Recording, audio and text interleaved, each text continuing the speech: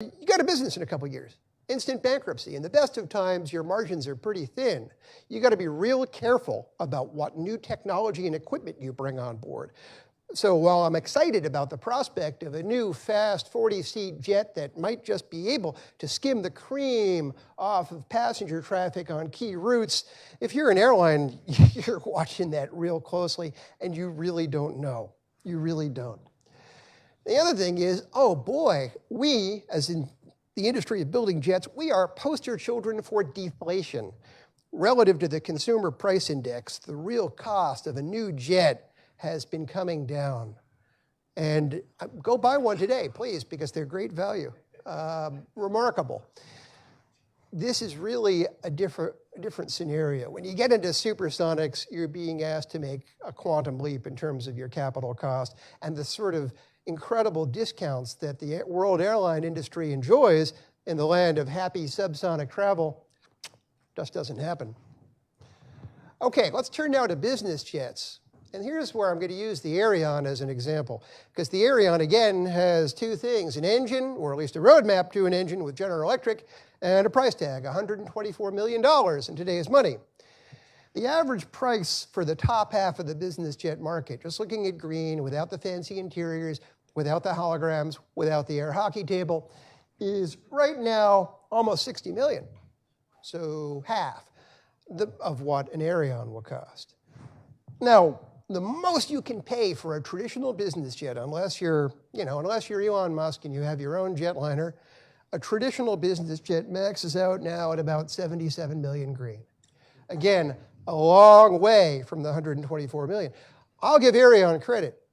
That price tag reflects reality. A lot of people in this business have an annoying habit of positing a pathetically foolish price tag based upon unrealistic production numbers. We'll sell it to you for $50 if we can build 1 million. You go bankrupt that way. 124 million reflects a very reasonable world of economics viewpoint. But oh boy, mind the gap, as our British cousins say. That's still a way off. And it's a little worse than that. Aerion gives you a tube, that is to say, your interior comfort, that looks like this. That most expensive jet you can get, the $78 million Global 7000, is a little more than twice as much space as an Aerion. An Aerion is a very real and accurate depiction of the realities of supersonic travel. Are there some people who are going to say, okay, I'll pay 50% plus more and get less than half the tube because I want to travel at Mach 1.4? I have no doubt that there are. There absolutely are those people. Is this a visa-free process of suddenly catering to the world of people who want to go supersonics like you and me? Oh God, no. Seriously, no. This is a land of completely different economics. We'll see if it happens. Anyway, thanks for my quick rundown, listening to my quick rundown of the economics of it all. No, thank you for both of those presentations. I think that's a helpful kind of background as we're thinking about this market. Now, I think when most people think about supersonic flight, probably the example that comes to mind is the Concorde. That's certainly the most famous one, the one that has gotten the most attention. But famously, the Concorde is no longer operating. So, Alan, do you want to start us off? Why did the Concorde fail, and what lessons can we learn from that?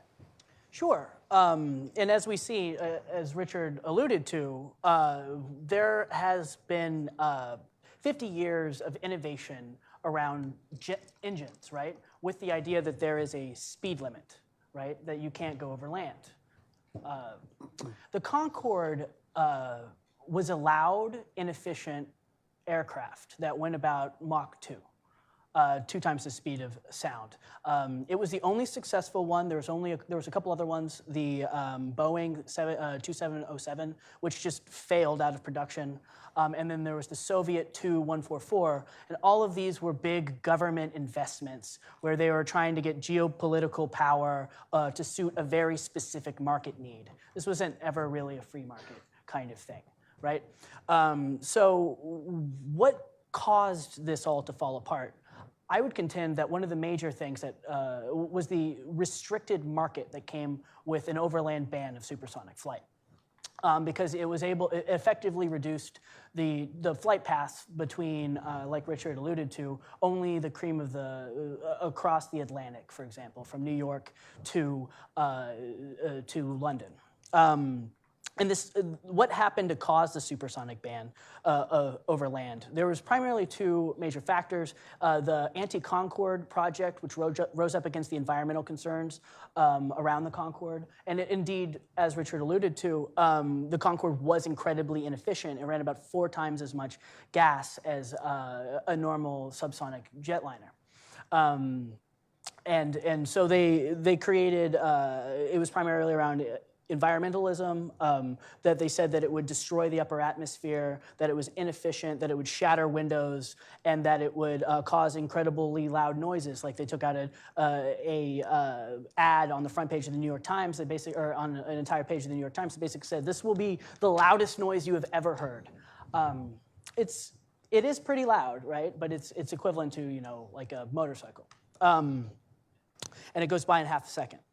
At least the Concorde did. So another thing that kind of galvanized public support, galvanized public opposition to supersonic flights here in the U.S. was these tests that took place over Oklahoma City in 1964, in which the FAA, the NASA, and from help with the Air Force, basically flew 6 to 8 times over Oklahoma City, a low, very loud boom, equivalent to roughly a Concorde, 6 times a day for 6 months, and even then, only 73% of the population reported that it was fine. It didn't really bother them. The 20% that did bother them found it to be a minor nuisance. Nevertheless, this kind of galvanized public opposition, that these were loud noises. There was reports that it was shattering windows, which were uncorroborated, and the FAA moved to ban it over land based on those 2 concerns.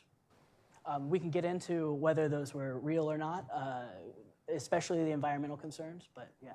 Do you have any other thoughts on why the Concorde failed?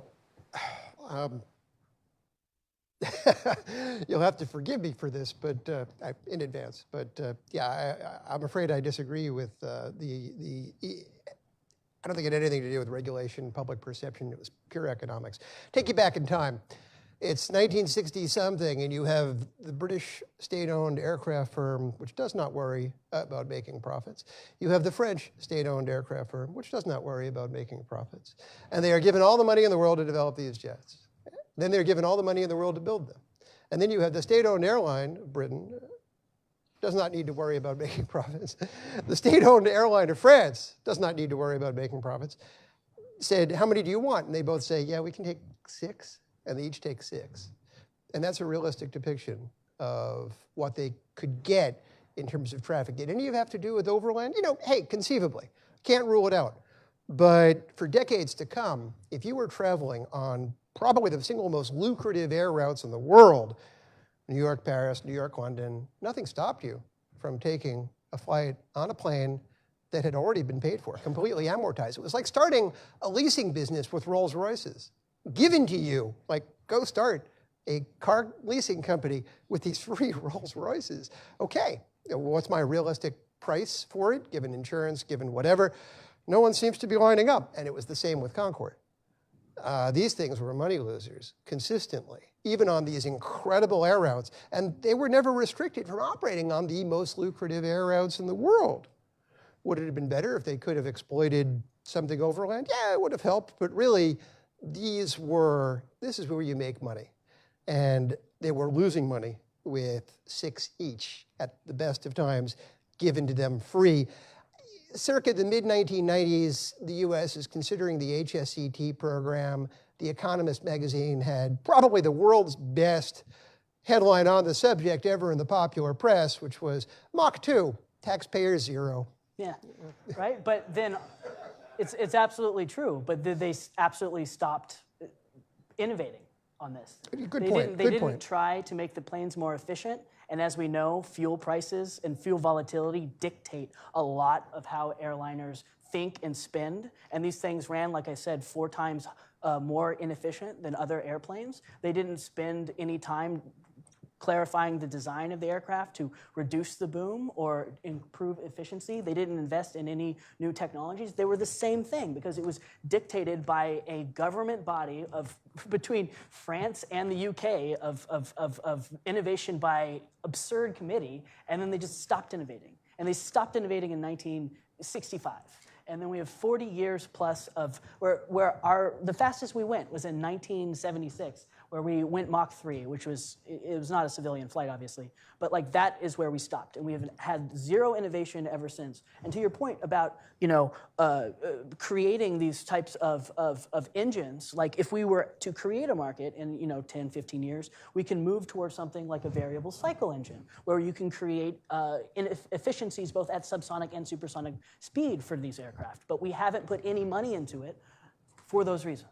I agree completely. There's lots of potential here to discuss, but we're merely talking about the Concorde. Yes, we are talking about the Concorde. And that's why it failed. Because it really liked to drink fuel. It really, really liked to drink fuel. And it was really expensive. No, that's helpful. I want to go back a little bit to what you were talking earlier with the booms, and I know there are all these tests over Oklahoma City and a lot of public resentment that was stoked around that. And it seems like there's a lot of ambiguity and I guess public myths around how loud actually are sonic booms. So if we're having a new revival of supersonic flight, should I replace all my glassware with plastic cups? Is that going to help me stay safe? How loud are sonic booms actually? Yeah, so there's, there's a lot of myths around sonic booms. Just to start, the speed limit over Mach 1 doesn't make sense. It doesn't make sense for one reason. Although most planes won't fly at Mach 1 or even Mach 2, they'll probably go between 0.99 and 0.14 because it has to do with drag.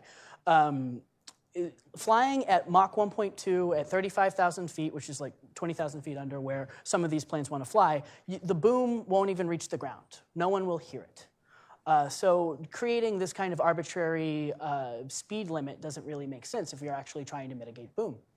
When it comes to some of the modern day airplanes, it helps to compare them to at least the estimates for what they could sound like to other noises, right?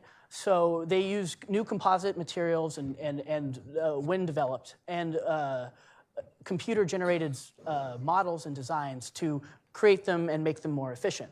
And we haven't seen them yet, so this is all caveated. But at least the Lockheed Martin is creating a low boom simulator that goes about Mach 1.4 at 55,000 feet, and that sounds like a dull heartbeat, like a thump-thump. You're drier downstairs, right? It's not as loud. Boom Technologies, and again, caveated that they haven't created anything, they're running their first demonstrator next year, estimates that they can run at 10% faster than the Concorde, but at 30% quieter, which would be equivalent to, being next to a blender, for example. And we have to consider that these booms go by in half a second. And so it's a percussive pop, but it's really, when we're creating certain standards, we should base them on noises that we already deal with and contend with. Yeah. So it sounds like there's been a lot of recent innovation in terms of, creating models of what the airplane could look like to minimize the sound of the boom.